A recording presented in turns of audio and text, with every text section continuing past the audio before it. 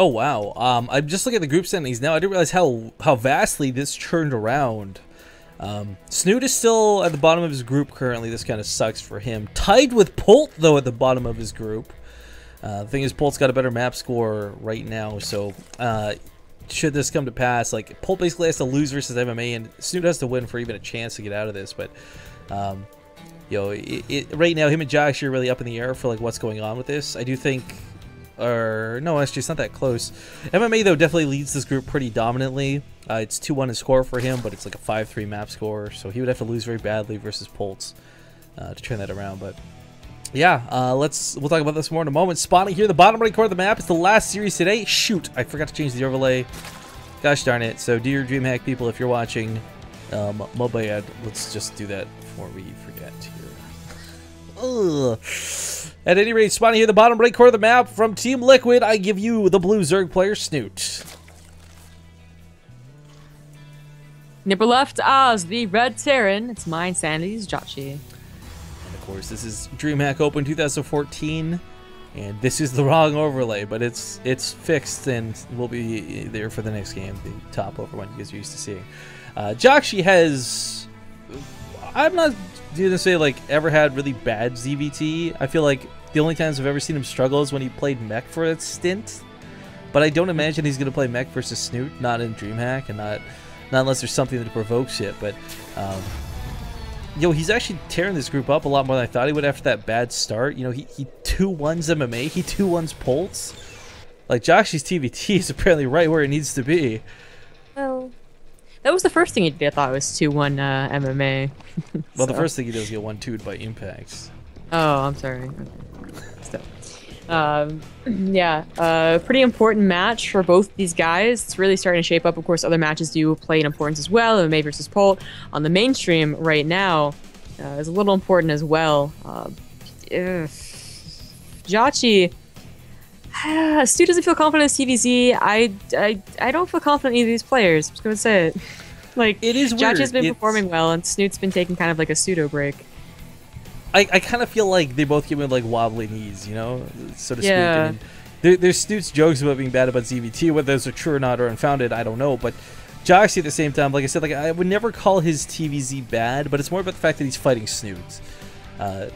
I don't know, like you mentioned before, and this is not to give Snoot an excuse, like he's taking a lot of time, just got off a break from the game.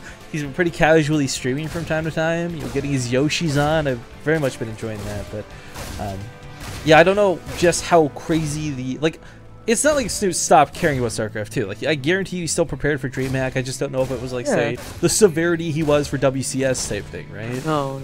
That's the whole thing, is that like he is not about to retire or anything, guys. No, he wrote a blog about how he just wanted to take a step back from like dedicating his entire life to like the tournaments, because he did try so hard that, you know, maybe a break is what's in order, and he certainly deserves one. So it's just, you know, DreamHack, a couple of tournaments did fall under that radar, and I think he did practice for DreamHack a little bit harder. It was more like the online cups that he was kind of like, oh, I'll just, you know, take a break. But even still, both these guys, yeah, shaky.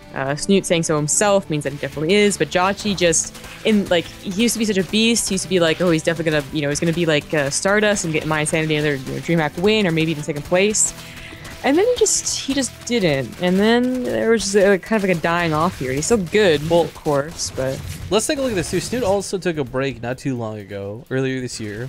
And when he came back with Swarm Host, and he played better than ever. And he was like the guy who redefined ZVT, right? So a break is never a bad thing in StarCraft 2 if it lets you clear your head. Yeah, especially when it is considered the off season. I always feel a little bad. I mean, obviously, pro gamers, it's a game. They just want to play it for fun as well. But everyone hates there's the no off season. No, everyone hates this because of the stupid dream pool. Well, everyone hates this off season, but I mean, like, in terms of like, you should probably have an off season if this is like more regulated and whatnot. It's just, it's healthy for like the players, for like the mindsets, for the game really too, to have like not tournament. But anyways, that's an issue that could be tackled another day at a time. Yeah, he's actually an Overlord here. It's not going to get much revealed for this. A bit of a curious sacrifice this early, but you know, Joxi's actually going for Hellbats on this. This is going to be Hellbats, Marines, and a medevac. This is a pretty scary push. It's dealt with quite nicely if you get a couple of good Baneling connects, but Snoot doesn't have that. It's just Zerglings and Queens. Yeah. Lots of Queens can hold this. I've seen it before, but it's it's hardly easy. It's in fact quite scary. You know, Jauchi, he makes so many mistakes have been made when you put the armory in the back of your mineral line and the overlord is right there. He doesn't do that. I like that. But of course, Snoots is also, you know, he should have probably just like ducked in for at least like a little bit to see what's going on. But I think now he has a clue. Marines, Medevac, Hellion's out here. Supply block too. That's gonna be nasty. If he gets a closer round, he might do decent. Just with the Queen's helping out. I do like things going for the medevac here pretty quickly. Sadly, he doesn't. As we see, the helmets are pretty good at killing Lings, guys. He does take out the Marines though, and truth be told, it's the Marines that are the real danger of this push more than anything else, I feel. Yeah, he's gonna lose another Queens. That's 2 Queens down. Oh, well, maybe not. Transfuse. Hey, there you go. So that really wasn't that bad. He didn't need Banelings. It was fortunate that he had the amount of Zerglings that he had even to begin with. That was a pretty. Actually, you know what? For how it was, for the amount of Lings thrown away into that, like that looks scary for a moment, but that was really well handled by Snoot. He also sneaks at the back door of his base, so he'll catch 2 Hellions here in the middle of the map as well. Very nice. He's following up with a Banshee, so a counterattack, I mean, the hole is open. The Lings could still go in there and try and do damage, even with a Banshee. Josh, you realize maybe not with he's those trying to close it up. Now he probably shouldn't get back in there. He's gonna go for it anyways. Yeah, he gets us around on the Hellbats. Oh my god, that damage is still so good though. But this should guarantee him a couple of FCV kills. Not going to be crazy monumental, but still lots of damage being done here by Snoot for what should have been him almost dying to the opener. Yeah. I did scout the Banshee as well on his way there, so a couple of Scorecodes were thrown down. There is one at the 3rd, so I don't know. He actually put these down before that Hellbat push. So I think he thought it was just going to be Banshees from the get-go. I thought he threw down 2 more, just like on the production tab, just like 2 Oh, did he just do it now? Okay, well, I know the one at the natural was there. Oh, okay. Yeah, I like the one at the natural, because that is what they're doing. Is, you know, it's King Sejong is a pretty safe bet that it's not going to be Banshee, it's going to be drops later on anyways. Yeah. Still, he's able to get that drone gun up. You know, we make jokes all the time, like Snoot's that guy who will go for drones fast. There's not a lot of Zerg players who for a long time, like, can you imagine, like, 70 drones was joked about, 100 drones was you got chastised for, but like Snoot, Ret, like Team Liquid Boys, like they're the ones who would always go for the high drone counts. And I mean, 70's kind of settled down to be where everybody acceptable, or it's acceptable to everybody for a 3rd base. And Snoot, he's right where he wants to be for that mid game. Yeah, he's down a little bit in army supply, but he'll be able to make that up here pretty soon. It's been a long time since I've seen a 100 drone game. Yeah, they were kind of rare, but whenever you cast Ret. Yeah, you're like, okay, let's see triple digits. Yeah. But here's the thing, right? Like, oh, well, these Banshees are going to need to be dealt with. They can kill this base. When you get a really high drone count, it's not a bad thing, because what happens with a high drone count is you can actually just start throwing away units, because you're going to be able to replace them so quickly thanks to economy, right? So, you know, Snoot's still sitting on 68.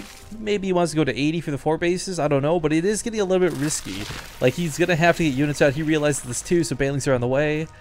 You know, the thing about Snoot too is, like, even if he doesn't go for like the swarm host style that he became very well known for, he was also another one of these players who, quite like Hyun and like Impact we saw earlier today, he'll go 90 Banelings if you give him the opportunity.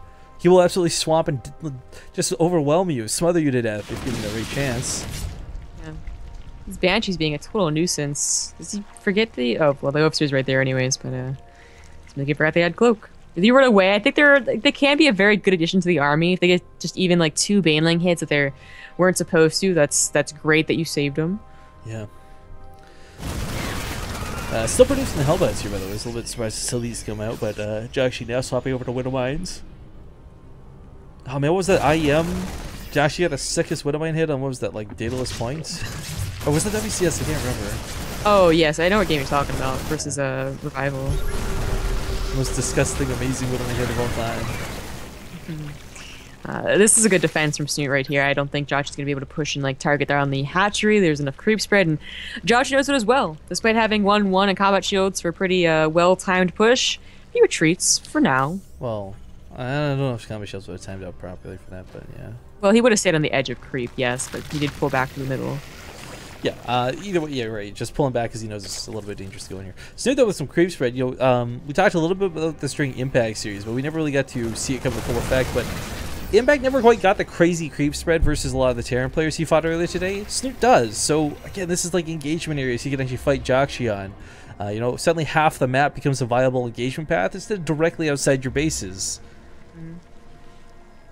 These spread, that's going to be really great. He's going to be able to secure them for now. Joshy will be scanning, of course, over here. And he will want to expand to that middle base soon as well. No Thors out in this mix. Oh, good splits have to come down.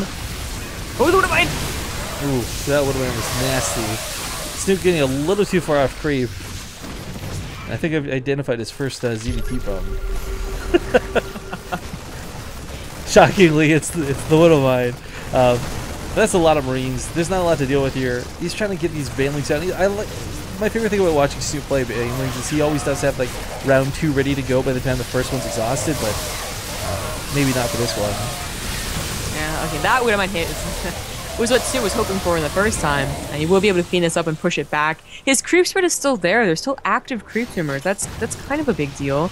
I don't know about going off of creep anymore, though. He's always running the risk of running into 2 more Widowmines, but he does surround the army, targeting on the medevac as well. Yeah, no overshoots.